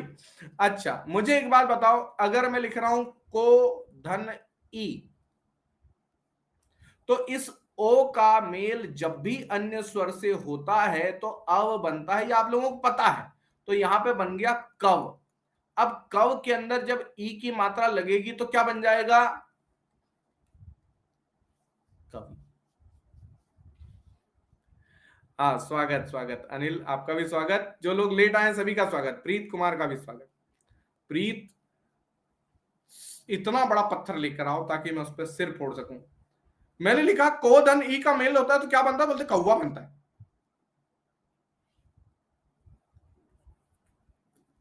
चलिए, बहुत बढ़िया, सबको समझ में आई, सबको सारी कहानी समझ में आ गई। अरे नहीं, मजाक था यार, मजाक। आप लोग भी मस्ती करो, मैं भी मस्ती करूं। देखो, मैं कभी सीरियस लेता नहीं आप लोग, मतलब उसको, तो आप लोग भी मत लिया करो। यहां तक के लॉजिक सबको क्लियर है? एक बार रिपीट कर लें, रिपीट कर लो। देखो, अ आ का मेल जब सजातीय स्वर अ आ से होता है तो अ आ का क्या बन जाता है दोस्तों? आ बन जाता है। हमने दूसरा पढ़ा कि ई ई का मेल जब ई ई से होता है दोस्तों तो क्या बन जाता है? जल्दी बताओ, जल्दी बताओ क्या बन जाता है? ई बन जाता है। और उ ऊ का मेल जब उ ऊ से हो जाता है दोस्तों तो ऊ बन जाता है ना? गुण संधि में अ आ का मेल ई ई या उ या री सी से होता है तो ए ओ आर बनता है। यहाँ पे आय औ बनता है, यहाँ पे यवर बनता है, यहाँ पे आय आय ओय औ बन जाता है। ठीक है, अभी तक मैंने आपको समझाया, फिर पढ़ाया, फिर फिर फिर याद कराया, मतलब रिपीट करा, याद कराया। अब अगर आप बोलो तो मैं रटवा दूं क्या आपको? अब मैं रटवा दूं क्या? नहीं नहीं, अब पिटाई नहीं होगी यार, रटवा दूं। चलो रटो। ये देखो 5 उंगलियां आपके हाथ में। कितनी उंगलियां आप लोगों के हाथ में? कोई यहाँ पे ऋतिक रोशन तो नहीं पढ़ रहा ना? नहीं, बाद में मुझसे लड़े, बोले सर मेरे इसमें तो अच्छे थे। हाँ, 5 उंगलियां हैं। अब मुझे बताओ, इन 5 उंगलियों में से सबसे मोटी उंगली कौन सी है? मोटा भाई कौन है? मोटा भाई अंगूठा है। अंगूठा दीर्घ है कि नहीं है? दीर्घ संधि, दीर्घ है, मोटा भाई है। मोटा भाई कैसा है? मोटा अ, मोटा ई, मोटा उ, है ना? अच्छा, इसके बाजू वाली उंगली कौन सी है? ये वाली उंगली है। ये इस उंगली से क्या करते हो आप लोग? इस उंगली से लोगों की तरफ इशारे करते हो ना, ये अच्छा आदमी है, वो बुरा आदमी है, ऐसा आदमी है, वो वैसा आदमी है, ऐसा करता है, वो वैसा करता है। ये गुण दिखाते कि नहीं? गुण दोष, गुण संधि है ये। देखो ये गुण संधि। और गुण जब आप किसी के दिखाते हो तो कैसे बोलते हो? ए ओ अर, ये गुण संधि। इसके बाजू वाली उंगली देखो, ये वाली उंगली, ये वाली उंगली सबसे लंबी है ना? ये वाली उंगली सबसे लंबी क्यों है? क्यों है ये सबसे उंगली लंबी? क्योंकि इसने कॉम्प्लेन पिया था, इसकी वृद्धि ज्यादा हुई। कॉम्प्लेन बॉय, चलो वृद्धि। और वृद्धि हो गई तो क्या लगेगा इसमें? दो दो झंडे दिखेंगे, आए आओ, आए आओ, आई आओ, आई आओ, दो उंगली, है ना? है ना? ठीक है ना? अब देखो ये यण संधि, ये यण संधि। यण संधि आप याद करो कि जब हम पूजा पाठ करते हैं तो इस उंगली से क्या करते हैं? बिंदी लगाते हैं। लगाते कि नहीं लगाते? भगवान को इससे टिक के लगाते हैं ना, बिंदी लगाते हैं। बिंदी कैसे लगाते हैं? ऐसी लगाते हैं, ऐसी। जैसे ही हम बिंदी लगाते हैं तो यण संधि बनती है। और ये याद रखो कि जब भी हम भगवान की पूजा प्रार्थना करते हैं तो हमको क्या मिलता है? ये वर प्राप्त होता है। तो यण संधि में क्या मिलेगा? यवर। और आखिरी वाली संधि तो आप भूल ही नहीं सकते, अमिताभ बच्चन और शक्ति कपूर। आए आए आओ आओ।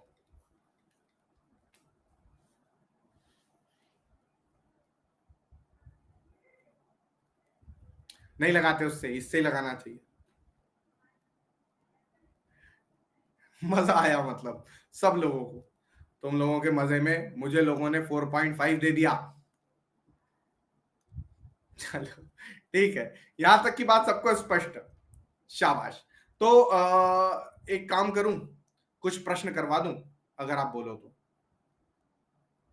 अरे एक साहब आप कहाँ थे? बताइए। कुछ लोगों को मैं इतना सारा पढ़ाया, उसमें से कुछ लोग 4.5 देके चले गए। बहुत दुख हुआ भाई। प्रश्न कर लो, चलो जल्दी से प्रश्न करते हैं। ये किया मैंने आप लोगों का चैट बंद। और पहला प्रश्न ये रहा आपके सामने। बताओ, निम्न में से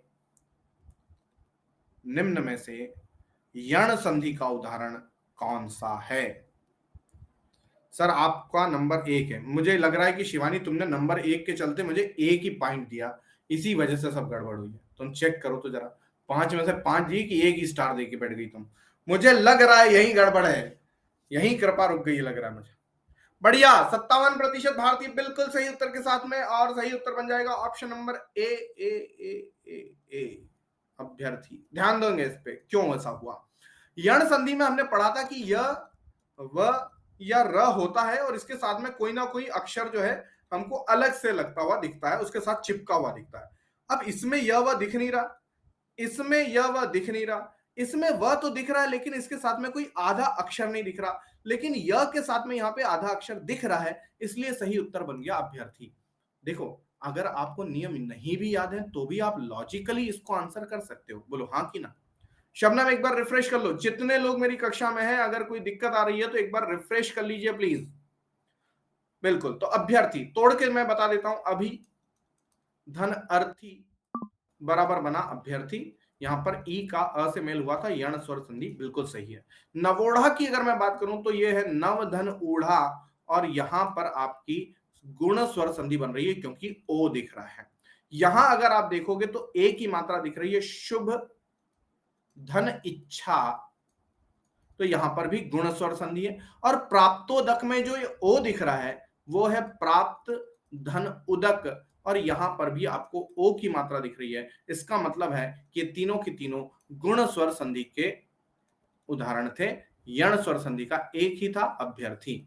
इतना अगर आपने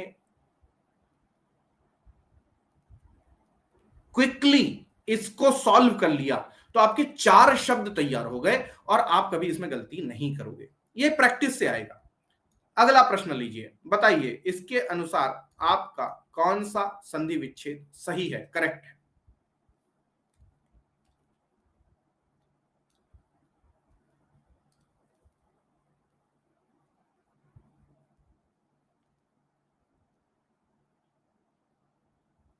शाबाश। देखो अब यहां पर 54% ने बिल्कुल सही उत्तर दिया। हालांकि मेरे साथ स्टूडेंट बहुत सारे हैं और उत्तर सब लोग नहीं लगा रहे हैं, ये बहुत मेरे लिए दर्द की दुख की बात है। सब लोग उत्तर लगाओ यार, छोड़ क्यों रहे हो प्रश्न? एक तो संधि सीखी, अब संधि सीखी तो अब प्रश्न का उत्तर देने का टाइम आया।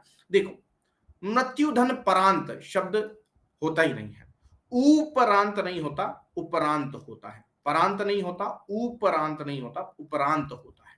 और मृत्यु में भी छोटे ऊ की मात्रा होती है, तो छोटे ऊ का मेल जब छोटे ऊ से होगा तो बड़ा ऊ बनेगा। ऐसा दीर्घ स्वर संधि में हमने पढ़ा था। ये देखो मृत्यु परांत बड़ा ऊ दिख रहा है।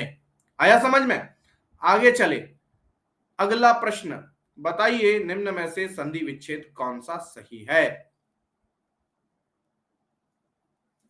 सब लोग आंसर करेंगे, बैठ के देखना नहीं कोई भी।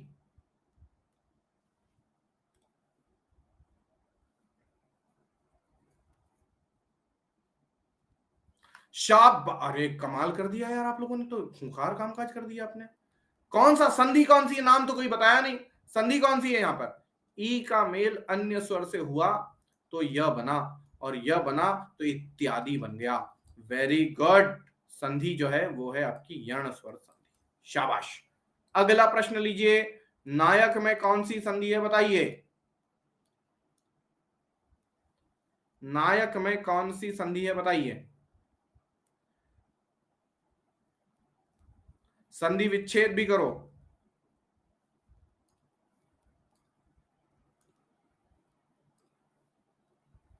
बहुत बढ़िया, 88% भारतीय बिल्कुल सही उत्तर के साथ। अयादि कैसे बना? नए धन अक, अब नाय बन गया और उसके साथ में अक लगा तो नायक बन गया। सही उत्तर आ जाएगा अयादि स्वर संधि। Very good. अगला प्रश्न,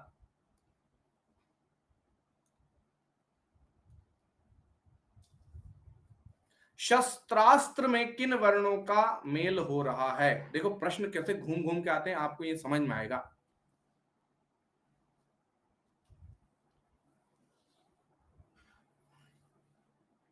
ओहो, अक्कड़ बक्कड़ बम्बे बो कर दिया क्या आप लोगों ने? ध्यान दो, शस्त्रास्त्र शब्द पढ़ो, शस्त्र धन अस्त्र।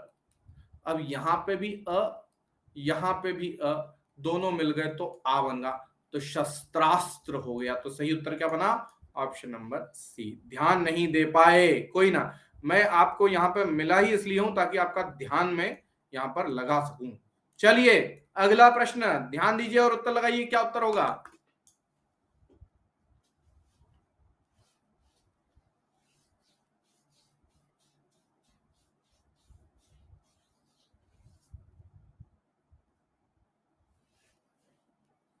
बढ़िया बढ़िया, 56% भारतीय सही उत्तर के साथ। कवि धन इंद्र, अब ई का मेल ई से होगा तो बड़ी ई बनेगी, और यही हुआ, बड़ी ई बन के वी बना, कवींद्र, है ना?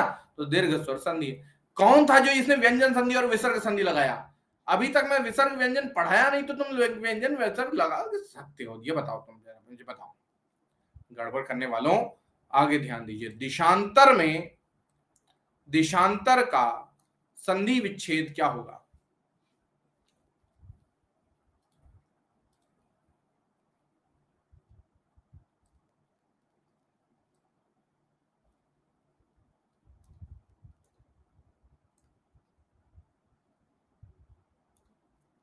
शाबाश, 71% भारतीय बिल्कुल सही उत्तर के साथ। दिशा धन अंतर।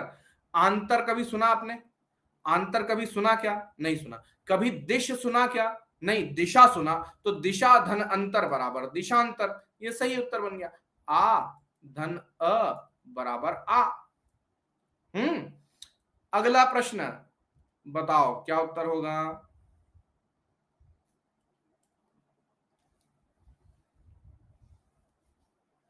शब्द के खेल हैं भाई। अगर शब्द आपने नहीं पढ़ा तो आपके लिए कंफ्यूजन, अगर शब्द आपने पढ़ रखा है तो आप तुरंत सही उत्तर चिपकाओगे। वेरी गुड, बहुत बढ़िया। महाधन ओज बराबर महोज बन गया। आ का मेल जब ओ से हुआ तो अव बना। कौन सी संधि है? वृद्धि स्वर संधि है। Very good. अगला प्रश्न बताओ, चंद्रोदय में कौन सी संधि बनेगी?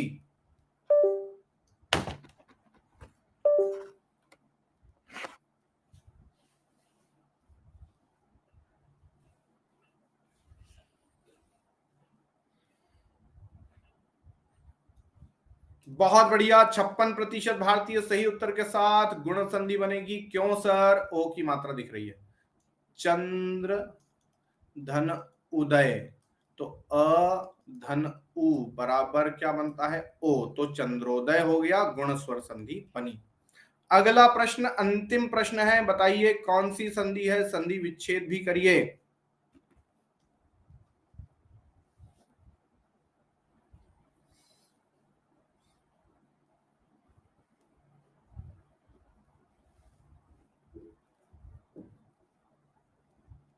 शाबाश, 67% भारतीय सही उत्तर के साथ गुण संधि है। क्यों बनी? गण धन ईश, तो अ धन ई बराबर ए बन गया गणेश, गुण स्वर संधि बनती है। समय समाप्त, कक्षा समाप्त, स्वर संधि समाप्त। मुझे सिर्फ जाते जाते इतना बता जाओ, कौन कौन स्टूडेंट है जिसको आज पहली बार कक्षा समझ आई, संधि समझ आई?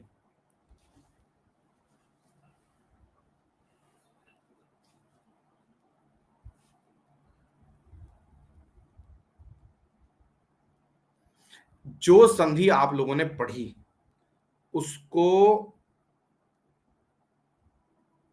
प्रैक्टिस करोगे कि नहीं करोगे? कब करोगे? कब करोगे समझ में ये? इसको इस पे प्रैक्टिस कब करोगे? आज आप प्रैक्टिस करोगे? अरे तो प्राइवेट है तो कहाँ मुझे दिक्कत आ रही है? मुझे तो पढ़ना है ना शिवानी, सबको थोड़ी पढ़ाना मुझे। हाँ, बहुत थोड़ा लेट क्लास किया, ज्वाइन किया, इसलिए स्टार्टिंग से नहीं मिली। बच्चा प्रीत, आज आप क्लास पूरे अटेंड करिएगा। जितने भी लोग बाद में आए हैं आप लोग एक बार वापस से पूरा देखना। हाँ, एक दो बार रिवीजन करना चाहिए, बिल्कुल सही है। कल स्कूल में पढ़ाऊंगे यार, ऐसा नहीं करना तुम। मेरे सारे जो है फंडे लीक मत कर देना नमिता। ठीक है, तो यहां तक की बात सबको समझ में आई? मजा आया?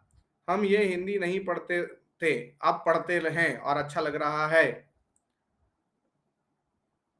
ठीक है, ठीक है, बढ़िया, वेरी गुड, वेरी गुड। सबको समझ में आया ना? हाँ बिल्कुल बिल्कुल। हाँ, वो मुझे पता है, मुझे पता है। हाँ, एक इंटेलेक्चुअल प्रॉपर्टी राइट्स लग जाएंगे भैया। चलो कोई ना यार, आप लोगों को दिया ही इसलिए ताकि आप इसको बांट सकें, बस इतना है कि कभी याद आ जाए तो याद रख लेना मुझे, नहीं तो कोई दिक्कत नहीं। अच्छा, मुझे कोई बात नहीं। देखो, मैं एक लास्ट मोमेंट पे आपको एक चीज और बता दूं कि अगर आप व्यंजन संधि पढ़ने वाले हो आगे, तो उसके पहले स्वर स्वर और व्यंजन ये कंप्लीट कर लेना। स्वर संधि कंप्लीट कर लेना, उसके बाद आप व्यंजन संधि में आओगे ना तो आपको समझ में आएगी, मजा आएगा व्यंजन संधि में। जैसे आज आपको मजा क्यों आया? क्योंकि स्वर आपको पता थे। अगर आप गलती से व्यंजन संधि में सीधे आ गए क्लास में तो आप लोग बहुत परेशान हो जाओगे। मैं नहीं चाहता कि आप लोग मेरी कक्षा में कभी भी परेशान हो। ठीक है, तो अगली जो कक्षा होगी वो कल 19 तारीख को 7 बजे होगी, परसों। और मैं चाहता हूं कि आप लोग 19 तारीख की 7 बजे तक अपने आप को तैयारी जबरदस्त करके आना, तब आपको और मजा आएगा। ठीक है, थैंक यू वेरी मच, बहुत बहुत धन्यवाद। होती है अगली बार फिर मुलाकात अगली कक्षा में, तब तक के लिए जय हिंद।